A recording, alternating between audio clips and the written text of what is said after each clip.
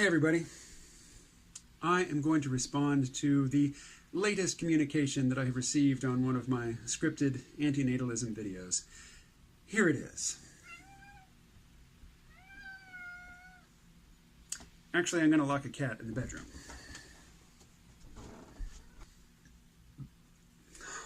Okay. Guy that comments, not guy who comments, but guy that comments, posted the following. Nobody chooses to be born. It's wrong to end someone's life without their consent. How is it right to begin someone's life without their consent? Well, guy that comments, I would like to introduce you to a very basic principle in ethics. And it is the following. Ought implies can. If you are familiar with this phrase, well, then you can probably just skip this video altogether, because this really is talking to the moral know-nothings of the world. But, well, let me call up the official definition, which you can already see on screen, but I cannot. Ought implies can. In ethics, the principle according to which an agent has a moral obligation to perform a certain action only if it is possible for him or her to perform it. So for some of you, maybe that is some stiff language, so here's another version that might help you understand.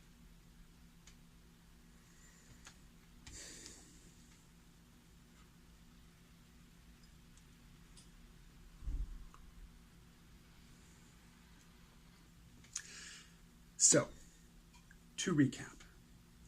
You can't get mad at somebody, not with any justification, for failing to do something they couldn't have done. It is absolutely, conceptually, impossible to seek the permission of a person who does not exist. You can seek it. You can't obtain it. And what's more, even people who do exist but don't have the cognitive capacity to weigh the issues and make a decision in the same responsible way that a fully mature adult can, their wishes, their will is not always an indicator of what's right. So, suppose you were to ask a 3-year-old, would you rather that you had not been born? Unless they are an absolute prodigy, they just don't have the conceptual wiring yet to figure out what you're asking. And if you were to ask, say, what, a 5 or 6-year-old, I mean, that's really, I think, how old somebody would have to be to fully grasp the categories of existence, non-existence, and volition. It doesn't matter what answer they give at that point. They are still not fully cognizant, rational adults. And the judgment of fully cognizant, rational adults trumps that of children. So, I have 2 children. I've since had a vasectomy, so get off my ass. I'm not making any more. But I was present for many of the childhood vaccinations that my children received. The vaccinations were often painful. They made the children cry. If we were to ask them in language that they would understand, do you want this shot? Do you want this thing stuck in your arm that will cause you pain? Their answer would be no. But we don't have to accept their answer as authoritative. They're getting the inoculation. Anti-vaxxers, save it. I am not interested. The point here is that, 1, you can't ask an unborn, yet to be conceived person whether or not they want to exist. And 2, you don't have to accept their answer. You don't have to obey their will. 1, it makes no sense because they have no will, they don't exist. And 2, even if we could say that the sperm and the egg independently are existing and we can ask them, what do you want? Do you want to achieve conception? Do you want to be involved in this act where you join with the other and become a new being?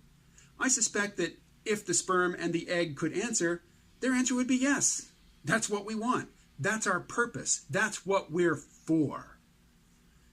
Now, for a rational adult human being who wants to engage in sex, they do have a duty to ask whether or not it is right to bring a child into the world given their circumstances. I would say, more often than not, the answer is no.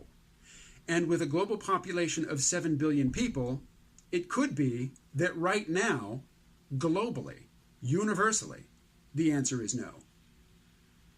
But that doesn't make it an absolute, timeless, moral imperative. I know I've gone beyond the simple language that really will communicate with the people that this video is aimed at. So let me dial it back a bit and examine a different angle. You say that you didn't give permission to be born. You don't know that. You don't know that. It is conceivable, I'm not saying it's true, but it is conceivable that each of us, before we come into the world, agree to come into the world with the full knowledge that we will suffer and that we will forget having consented to that suffering, and that we will feel as if we are being victimized and treated unfairly by the universe. Why would we do this? Perhaps to learn a lesson. Perhaps just to experience something viscerally, which we can't do in our pre-birth, preconception, non-existent state.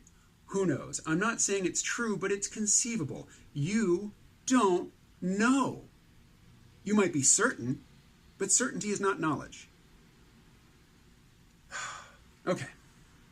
As you can tell, this sort of feedback that I get irritates me because it is so thoughtless. This is just the wailing of a petulant child who wants to feel vindicated for just being a brat. And you know what? That's your right.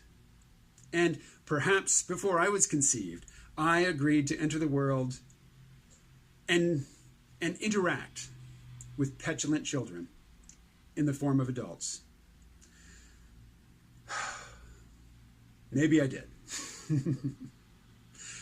All right. If you are unfamiliar with this phrase, ought implies can, don't stop with this video. Search YouTube. Go outside of YouTube. Pick your search engine of choice and just enter that in. Ought implies can. And spend 10 minutes out of your day familiarizing yourself with this idea. I can't force you to. Whether you do or not at this point is beyond my control, and so ideally it should be beyond my care, beyond my concern. That is all for this video. I will talk to you again soon. Stay well.